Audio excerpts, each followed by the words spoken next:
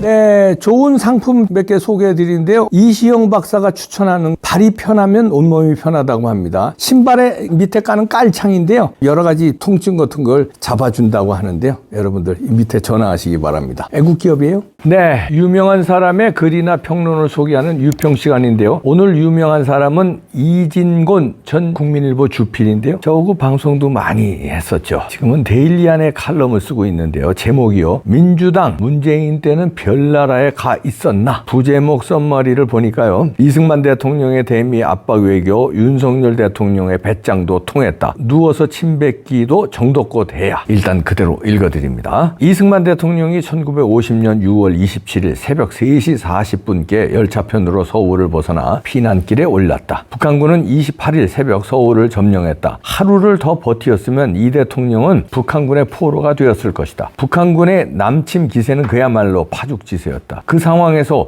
총사령관까지 적의 포로가 됐다면 항복 말고 달리 선택지가 있었을까? 제때 피신한 덕분에 이승만은 건재했고 대한민국의 존속과 장기간에 걸친 안전을 확보해냈다. 미국이 소련과 사이에 휴전협정을 시작하자 이 대통령 격렬하게 반대했다. 1950년 12월 4일 장면 주미 한국대사는 미 국무부의 딘 러스크 극동담당 차관보를 찾아갔다. 그는 한국 국민은 공산주의와 대항하여 끝까지 싸울 것임을 본국 정부의 지시에 따라 다시 천명하기 위해 왔다고 말을 꺼냈다. 장 대사는 이어 우리에겐 전선으로 나가기를 열망하는 50만 명의 반공 청년들이 있다. 지금 필요한 것은 이들 50만 명의 무장이다. 그것을 지원해달라고 요구했다. 이승만 대통령의 대미 압박 외교. 다음 날 장 대사는 다시 러스크를 찾아갔다. 러스크는 매우 우울한 말을 꺼냈다. 미국은 군사적으로 강요당하지 않는 한 한국에서 군대를 철수할 생각이 없다는 것을 다시 강조한다. 그러나 최악의 경우 미군이 한반도를 떠나야 할 경우 물론 그런 일은 없겠지만 대사가 원한다면 한국 망명정부 수립 가능성에 대한 의견을 알고 싶다. 휴전을 거부하고 전쟁을 계속하자고 우기면 대한민국의 존망을 예측할 수 없다는 식의 압박이었을 수 있다. 이승만은 그래도 물러나지 않았다. 단독으로라도 북진하겠다고 미국과 맞섰다. 이승만의 고집은 결국 미국의 군사 원조와 한미 상호 방위 조약을 이끌어냈다. 그렇게 성립된 한미 동맹이 북한의 남침 야욕을 지난 70년간 저지했다. 윤석열 대통령의 미국 국빈 방문과 관련 더불어민주당은 빈손 외교를 넘어 사기 외교로 막을 내렸다고 비난하고 나섰다. 이 당의 권칠승 대변인은 30일 서면 브리핑을 통해 핵 공유에 대한 양국의 입장이 엇갈린 점을 대국민 사기극이라고 규정했다. 한미연합사 부사령관을 지낸 김병주 의원도 28일 라디오 인터뷰에서 핵에 대한 모든 권한은 미국이 갖고 있기 때문에 실질적으로 핵 공유라고 할 수 없다고 말했다. 그렇다면 민주당이 생각하는 핵 공유란 어떤 것인가? 우리가 핵 단추를 누를 수 있는 권한을 미국과 동등하게 가져야 한다는 것인지 아니면 두 나라의 정상이 동시에 단추를 눌러야 한다는 것인지부터 말해줄 일이다. 아니면 독일, 네덜란드에 전술핵을 배치하고 있는 것처럼 우리도 다시 그걸 들여와야 한다는 뜻인가? 워싱턴 선언은 한미 핵협의그룹 신설, 미국 전략자산 정례적인 한반도 전기 확대, 핵 억제 적용에 관한 연합교육 훈련 강화, 한국 핵 확산 금지 조약 의무 이행 약속 재확인 등을 골자로 한다. 우리가 핵무기를 개발, 보유하거나 미국의 핵무기를 함께 이용하는 방식을 원하는 게 아니라면 이 정도의 공동선언이 미국으로부터 얻어낼 맥시멈이라고 할 수 있다. 윤 대통령은 지난 1월 국방부와 외교부 신년 업무보고를 받는 자리에서 전술핵 배치나 자체 핵무기 보유 가능성을 언급했다. 28일 하버드대 케네디 스쿨 강연 후 질의응답 시간에는 핵무장을 하겠다고 마음 먹으면 빠른 시일 내에 심지어 1년 이내에도 핵무장을 할 수 있는 그런 기술 기반을 갖고 있다고 말하기도 했다. 국제사회, 특히 미국을 겨냥한 압박성 언급이다. 윤석열 대통령의 배짱도 통했다. 한국이나 미국이나 초미의 관심사는 북한의 핵장난이 어떤 양상으로 진전될 것인가에 있다. 북한은 우리의 뒷덜미를 제대로 잡았다고 여기는 게 틀림없다. 그러니까 그쪽을 향해 한없는 신의 정을 표한 문재인 전 대통령을 오히려 만만하게 여겨 입에 담을 수 없는 욕설을 퍼붓거나 조롱한 것 아니겠는가? 그래도 한 한마디 제대로 대꾸조차 못했던 문 전 대통령과 그때의 정부 및 여당 인사들, 지금에 와서 윤 대통령의 안보 정책을 헐뜯고 나서는 거 보면 기억 상실증이라도 걸린 것인지 어이가 없다. 윤 대통령이 그렇게 압박을 계속하니까 미국이 이렇게라도 반응하는 것이다. 핵과 전략무기 운영 계획에 대한 정보를 공유하는 메커니즘으로서 핵협의그룹의 창설키로 한 것은 미국의 진일보한 핵우산 제공 의지의 표현이라고 할 수 있다. 더 이상의 분명한 대답이나 조치를 미국으로서는 드러내 약속하기 어려울 것이다. 그게 불만이라고 우리가 핵 개발을 할 수 있는 것도 아니다. 그러니 이 선에서 윤 대통령의 대미 압박 효과를 인정해 주는 게 옳다. 김민석 민주당 정책위 의장은 가성비 낮은 저자세 외교였다고 혹평했다. 그는 결국 한미 간의 동맹 이익을 존중하면서 또 대한민국의 국가 이익을 지키는 것은 민주당의 몫이 되었다며 미국 측에 북한과의 비상 군사 연락성 재개통, 핵 추진 함모함 한국 도입, 미국 각종 공문서의 명확한 독도 표기, 미국에 진출한 한국 기업들에 대한 경제적 평등 대우 등을 요구하겠다고 밝혔다. 이 상을 위해서 필요하다면 민주당이 독자로 방미단을 보낼 것을 당 지도부에 건의하겠다며 전 세계 최대 강국 미국과의 외교는 첫째 법치주의, 둘째 한미주의, 셋째 세계 평화라는 가치 외교, 넷째 당당함, 이 네 가지로 하는 것이라고 했다. 이렇게 똑똑한 사람이 문재인 정권 5년간에는 어디가 있다가 지금 나타났을까? 집권 당일 때는 가만히 있다가 야당이 되어서야 방미단을 보내겠다. 문 전 대통령의 3차례 걸친 정상회담에서는 무엇을 논의했기에 지금도 군사 연락선 타령인가? 도널드 트럼프 전 미국 대통령에게 망신을 당해가면서도 포기하지 않았던 거강꾼 노릇으로도 김정은의 군사적 위협을 완화시키지 못했는데 김 의장이 어떤 보관으로 그 벽을 넘겠다는 것인가? 누워서 침 뱉기도 정도껏 해야. 트럼프 전 대통령이 문 전 대통령을 옆자리에 앉혀두고 시쳇말로 물먹이는 장면을 국민 모두가 지켜봤었다. 그 가성비는 어땠나? 윤 대통령의 국빈 방문 외교가 가성비 낮은 저자세 외교라고 말해야 자기만의 가성비가 높아진다고 여겨서 내지르는 것 같아 실소하게 된다. 그런 것을 따질 줄 아는 사람이 중국을 국빈 방문했다가 모욕을 몇 바가지나 덮어쓰고 온 문 전 대통령의 대국 섬기기 외교에 대해서는 왜 말이 없었을까? 문재인 외교의 가성비는 따져봤는지 궁금하다. 1992년 제14대 국회 총선거 때 나홍배 당시 민주당 후보에게 청년 김민석 민주당 후보가 285표짜로 졌다. 훗날 DJ는 자신의 일정이 너무 빡빡해서 약속했던 김 후보 지원 유세를 못했는데 그때 자신이 거기 얼굴만 내밀었더라도 충분히 이겼을 수 있을 것이라고 안타까워했다. DJ는 장래 대통령감이라는 칭찬을 곁들였었다. 그 김 후보가 지금은 원내 제1당의 정책위 의장이 되어 있다. 그런데 정치적 식견이 모르긴 몰라도 청년 김민석보다 한참 떨어진 듯하다. 돈봉투 의혹의 중심에 있는 송영길 전 대표를 가리켜 물욕이 없는 사람 운운이나 하고 국회 본회의 대정부 질문 때 한동훈 법무장관의 소리 지르며 손가락질 하다가 아차 싶었던지 손가락 하나를 더 못해 두 손가락을 휘두르는 모습도 볼송 사나웠다. 86세대의 오만을 털어내지 못한 탓인가? 윤 대통령이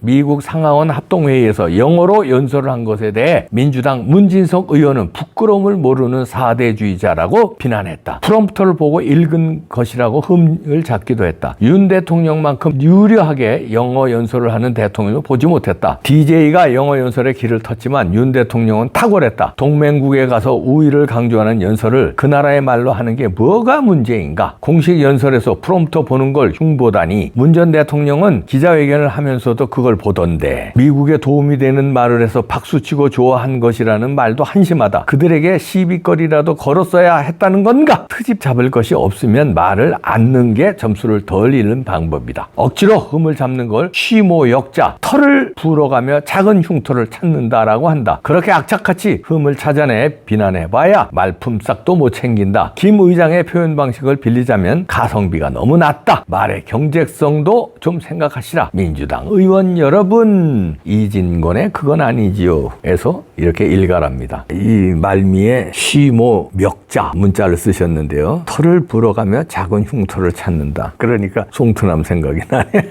어이 영길씨, 쉬모 멱자 하려고 그 털, 나 진짜 얘기 그만해야지. 베트남에서 그 털 거시기 불어댔냐?